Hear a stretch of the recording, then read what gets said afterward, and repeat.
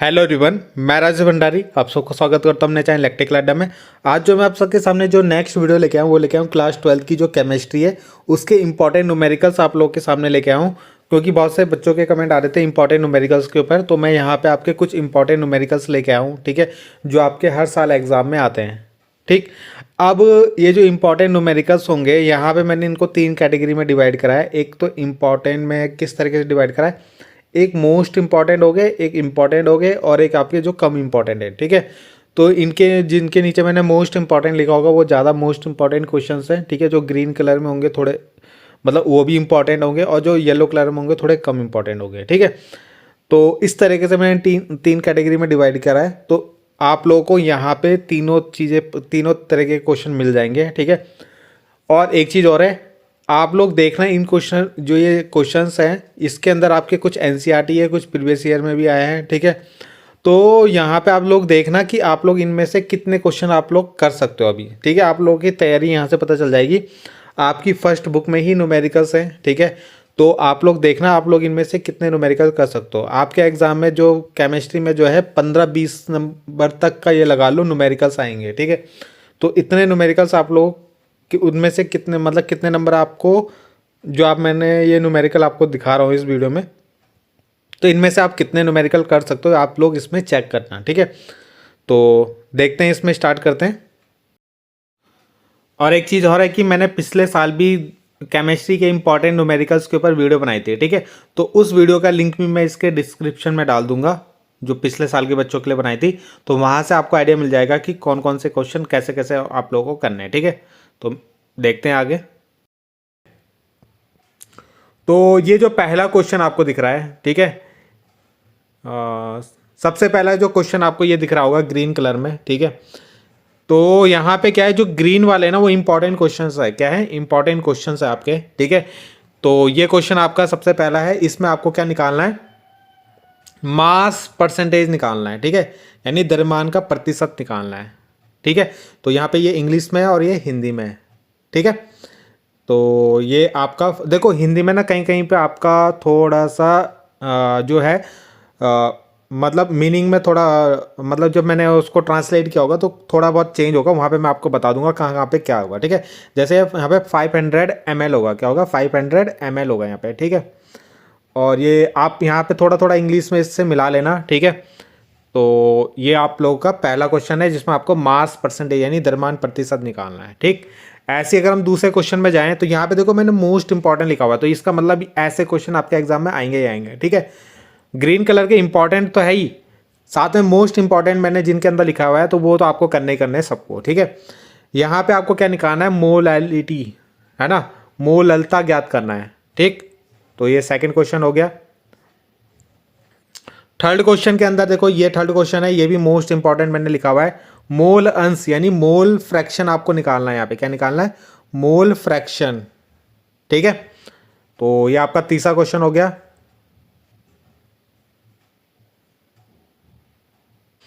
चौथा क्वेश्चन जो है आपका, तो ये पूरा यहाँ से चौथा क्वेश्चन है आपका ये। ठीक है, तो यहाँ पे ये इंग्लिश में और ये हिंदी में है। ठीक है, तो यहाँ पे आपको निकालना क्या है, नॉर्मेलिटी निकालनी है। क्या निकालनी, नॉर्मेलिटी यानी नॉर्मेलिटी मतलब सामान्यता नहीं, ये होगा आपका नॉर्मलता ज्ञात करना आपको यहाँ पे। ठीक है, नॉर्मलता जहाँ जहाँ पे थोड़ा सा चेंज होगा ना हिंदी में तो उसको मैं सही करके यहाँ पे आपको बता रहा हूँ। ठीक है, नॉर्मलता यहाँ पे आपको नॉर्मलता निकालनी है। ठीक है, और यहाँ पे ये ml होगा, क्या होगा ml, ये ना 1250 ml। ठीक है, तो ये आपका क्वेश्चन हो गया। फिफ्थ क्वेश्चन में अगर हम जाएं तो ये क्वेश्चन देखो जो येलो कलर में आपको दिखेंगे ना तो वो उतने हैं इंपॉर्टेंट आप लोगों के लिए। ठीक है, ये तो आप मतलब अगर आपके पास टाइम है तो इन क्वेश्चनों को भी जरूर करना। ठीक है, वरना सबसे पहले आपको जिनके ऊपर मैंने मोस्ट इंपॉर्टेंट लिखे हैं वो तो आपको करने हैं और ग्रीन कलर वाले आपको करने हैं। ठीक है, तो ये येलो कलर में इसमें मोलैलिटी मोल फ्रैक्शन, ये तीनों क्वेश्चन मैंने अभी ऊपर में बता दिए, तो इसलिए मैंने इसमें येलो कलर करा है। मगर ये क्वेश्चन बहुत इंपॉर्टेंट है, जैसे ये 10% वेट बाय वेट लिखा होता है ना, तो इस ऐसे क्वेश्चन आप जरूर करके जाना जिनमें इस तरीके से लिखा होता है। ठीक है, तो बच्चे इनमें कंफ्यूज हो जाते हैं कि इनका मतलब क्या होता है और इन क्वेश्चनों को कैसे किया जाता है। ठीक है, तो यहाँ पे आपको मोलरता और मोल अंश तीनों निकालना है इस क्वेश्चन में। ठीक है, तो ये फिफ्थ क्वेश्चन हो गया आपका यहाँ पे। ऐसे यहाँ पे आपका 6th क्वेश्चन है, इसमें मोलरता निकालना है। क्या निकालना है? मोलैरिटी निकालनी है। ठीक है। 7th क्वेश्चन जो है, 7th क्वेश्चन है, इसमें भी आपको मोलैलिटी निकालनी है। ठीक है। क्या निकालनी है? मोलैलिटी और मोलैरिटी दोनों निकालनी है यहाँ पे। ठीक है।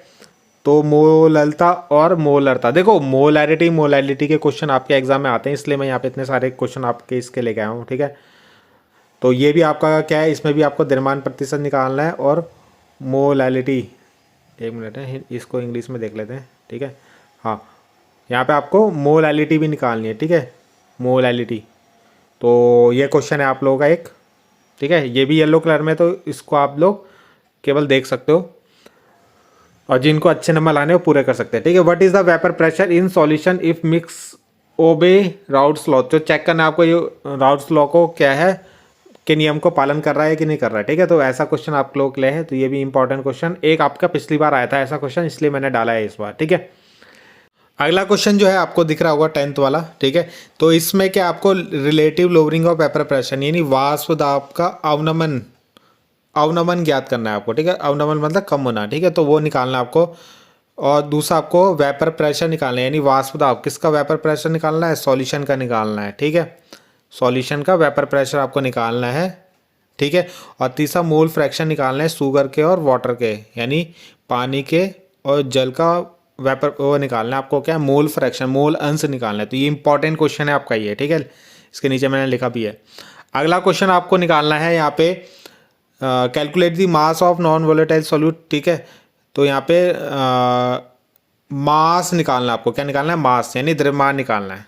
ठीक है। और किसका? नॉन वोलेटाइल सॉल्यूशन यानी अवाष्पशील विलय का द्रव्यमान आपको निकालना है। ठीक है। इस क्वेश्चन में, अगले क्वेश्चन में आपको मोललता निकालनी है, यानी मोलैलिटी निकालनी है। ठीक है। अगला क्वेश्चन है, ठीक है, तो यहाँ पे आपको क्या क्या टेम्परेचर कैलकुलेट करना है इस क्वेश्चन में। ठीक है। तो इस क्वेश्चन को देख लेना आप लोग।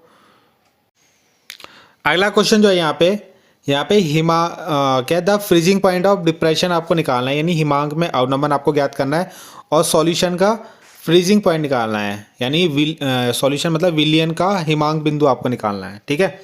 तो ये क्वेश्चन आपका इंपॉर्टेंट क्वेश्चन मैंने इसमें लिखा है। अगला क्वेश्चन है कि इसमें मोलर मास निकालना है, ऑस्मेटिक प्रेशर का क्वेश्चन है। ठीक है।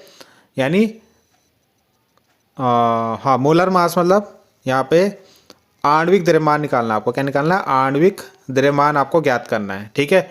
ऑस्मेटिक प्रेशर, यानी ऑस्मेटिक प्रेशर को क्या बोलते हैं हिंदी में? तो हिंदी में बोलते हैं इसको प्रासरण दाब। ठीक है। प्रासरण दाब। ठीक। तो ये आप लोगों को करना है, यहाँ पे मतलब प्रासरण दाब दे रखा आपका ये। ठीक है। अगला क्वेश्चन है आपका, यहाँ पे आपको क्या निकालना है? ऑस्मेटिक प्रेशर दे रखा है आपको, इसकी कंसंट्रेशन निकालनी है आपको। ठीक है। क्या निकालनी है? तो उसकी सांद्रता निकालनी है आपको। ठीक है। यहाँ पे सांद्रता ज्ञात करनी, कंसंट्रेशन आपको निकालना है। ऐसे यहाँ पे आपको क्या निकालना है? अमाउंट ऑफ KCl निकालना है यहाँ पे। ठीक है। यानी KCl की मात्रा आपको निकालनी है इस क्वेश्चन में। तो ये भी इंपॉर्टेंट क्वेश्चन है। अगला क्वेश्चन है ये, तो यहाँ पे इसका आंसर 13 होगा। ठीक है। वेंट ऑफ फैक्टर निकालना था K2SO4 का। ठीक है। तो इसका आंसर, सॉरी 13 नहीं, यहाँ पे कितना आएगा इसका आंसर? 3 होगा ये, 3। ठीक है। कितना होगा? 3 होगा ये आंसर, 13 नहीं 3। ठीक है। अगला है, यहाँ पे आपको क्या निकालना है? मोलर कंडक्टिविटी, यानी मोलर चालकता निकालनी है। क्या होगा? मोलर चालकता। मोलर चालकता आपको ज्ञात करनी है इसकी। ठीक है।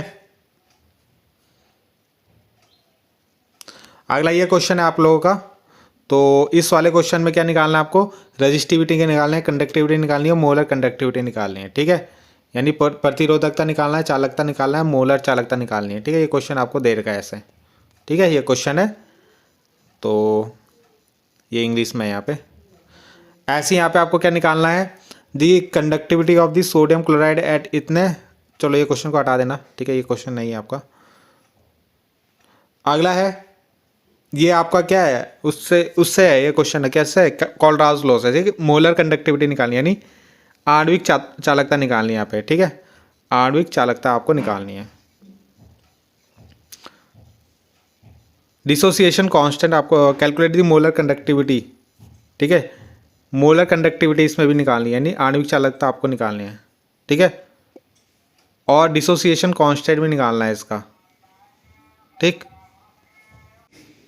अगला क्वेश्चन जो है 25 वाला कि standard reduction potential electrode potential आपको निकालना है, यानी मानक अपचयन विभव की आपको गणना करनी है, ठीक है। कब करनी है, किसके लिए करनी है, इसके लिए Ni2 से जब वो Ni में कन्वर्ट हो रहा है, ठीक है।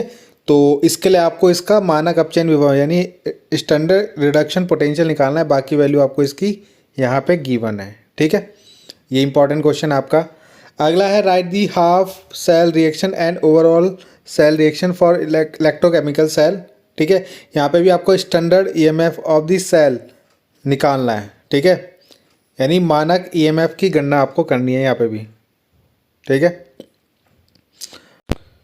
तो यहाँ पे जो 27 वाला क्वेश्चन है इसमें क्या है, इलेक्ट्रोड विभव निकालना है आपको इसमें भी, ठीक है। तो ये क्वेश्चन आपको निकालना है, कैलकुलेट इलेक्ट्रोड पोटेंशियल आपको निकालना है इस क्वेश्चन में, ठीक है। अगला है 28, इसमें भी आपको स्टैंडर्ड इलेक्ट्रोड पोटेंशियल कैलकुलेट करना है, किसका, इसका, ठीक है। तो यानी सेल विभव निकालना है आपको इसका भी। तो देखना इस क्वेश्चन को कैसे होगा, ये है ना, इंपॉर्टेंट क्वेश्चन के ऊपर मैंने लिखा है, ठीक है।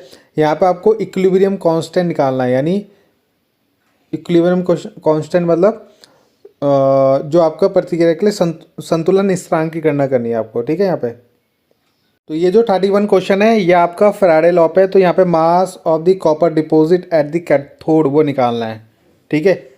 ये आपका एनसीईआरटी का ही क्वेश्चन है, और ये एक क्वेश्चन ये है आपका, ठीक है। तो यहाँ पे आपको क्या calculate the overall order of A reaction, यानी यहाँ पे आपको कैलकुलेट करना है order of reaction which has the rate expression, यानी यहाँ पे ऑर्डर ऑफ रिएक्शन आपको बताना है, ठीक है। इसके बाद जो 33वां वाला क्वेश्चन है इसमें आपको क्या निकालना है, रेट कांस्टेंट निकालना है, ठीक है। तो एक फर्स्ट ऑर्डर रिएक्शन आपको दी गई है, यहाँ पे आपको रेट कांस्टेंट निकालना है, ठीक है।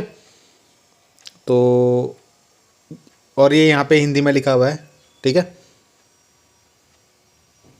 यानी आपको निकालना क्या है, प्रतिक्रिया की दर, रेट कांस्टेंट मतलब दर निकालनी है आपको, ठीक है।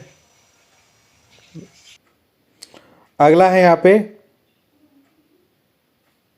पे आपको रेट कांस्टेंट निकालना है, ठीक है।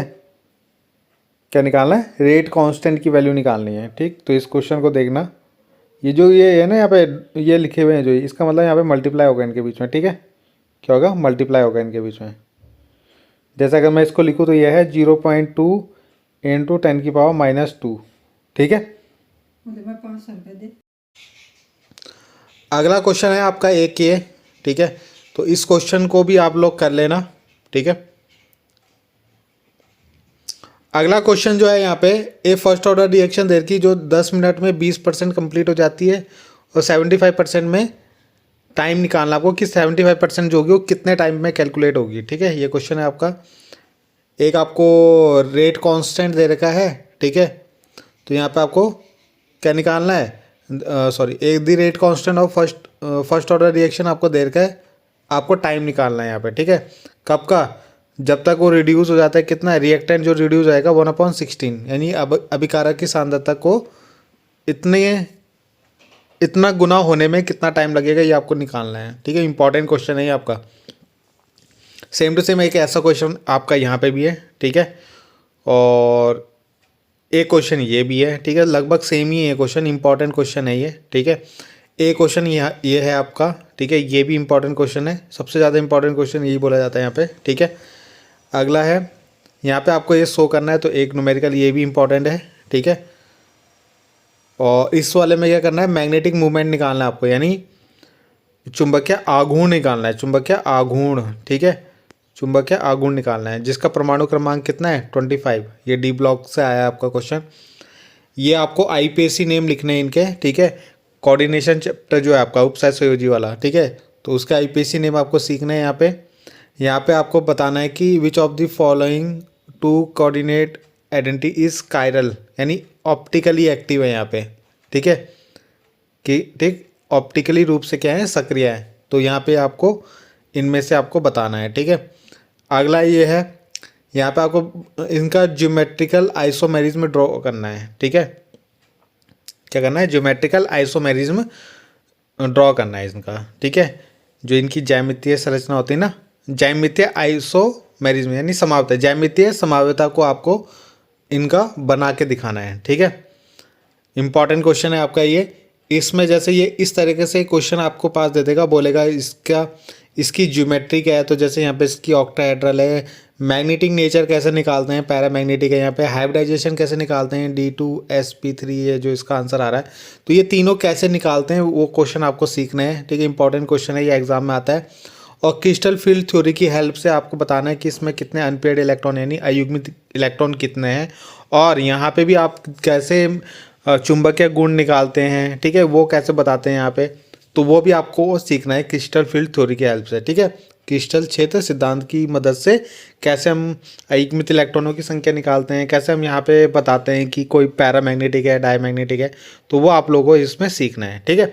तो इतने क्वेश्चन थे आपके इसमें, तो मैंने इसमें आपको मोस्ट इंपॉर्टेंट और जो थोड़े कम इंपॉर्टेंट है वो तीनों तरीके के क्वेश्चन इसके अंदर बता दिए। आप लोग इनको करिए, ठीक है। यहाँ से आप लोग प्रैक्टिस करिए, आप लोग कितना इनमें से क्वेश्चन कर सकते हो। ये 48 46 मतलब लगभग इतने के आसपास है, नंबरिंग में तो 48 दिख रहे हैं, मगर एक दो क्वेश्चन शायद ऊपर नीचे और गए बीच में, तो यानी 46 47 के आसपास हैं, जिसमें से 10-15 मोस्ट इंपॉर्टेंट होंगे आपके, ठीक है, और बाकी इंपॉर्टेंट क्वेश्चन है आपके और कुछ कम इंपॉर्टेंट है, ठीक है। तो आप लोग कोशिश करना, देखना यहाँ पे कितने क्वेश्चन आप इनमें से कर सकते हो, ठीक है। तो बाकी मिलते हैं नेक्स्ट वीडियो में, थैंक यू।